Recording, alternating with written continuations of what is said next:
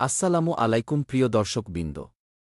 আজ আমি আপনাদের শোনাতে যাচ্ছি এমন একটি গল্প যা আমাদের চিন্তাভাবনায় নাড়া দেবে। গল্পের শিরোনাম, ৩টি প্রশ্ন ও একজন দরবেশ গিয়ে। অনেক আগের কথা।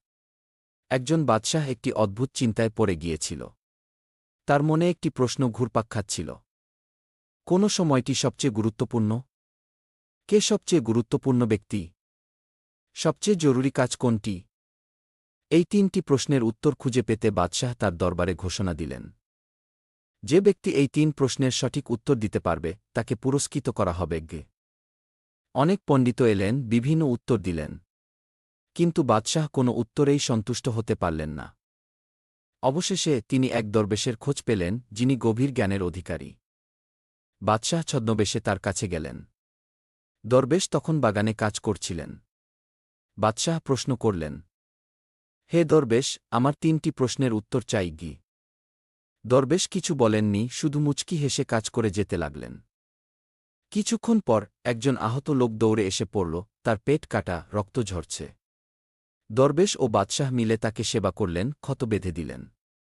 সেই লোকটি পরে জানাল, আমি আপনার শত্রু। আপনাকে হত্যা করতে এসেছিলাম। কিন্তু আপনি আমার জীবন বাঁচালেন। এখন আমি আপনার দাস হয়ে থাকব। বাদশাহ অবাক। তখন দরবেশ বললেন, এই মুহূর্তই সবচেয়ে গুরুত্বপূর্ণ, কারণ আপনি এতে কাজ করতে পারেন।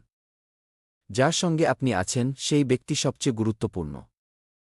আর সবচেয়ে জরুরি কাজ হল তার উপকার করা। শিক্ষণীয় বিষয়, আমরা অনেক সময় ভবিষ্যতের চিন্তায় বা অতীতের পেছনে পড়ে থাকি। কিন্তু প্রকৃত জীবন এই মুহূর্তে, আপনার কাছে থাকা মানুষদের সঙ্গে, আর তাদের জন্য ভালো কিছু করার মধ্যেই। ভিডিওটি ভালো লাগলে দয়া করে শেয়ার করুন এবং কমেন্টে লিখুন, আল্লাহ আমাদের হেদায়েত দিক। আসসালামু আলাইকুম ওয়া রাহমাতুল্লাহ।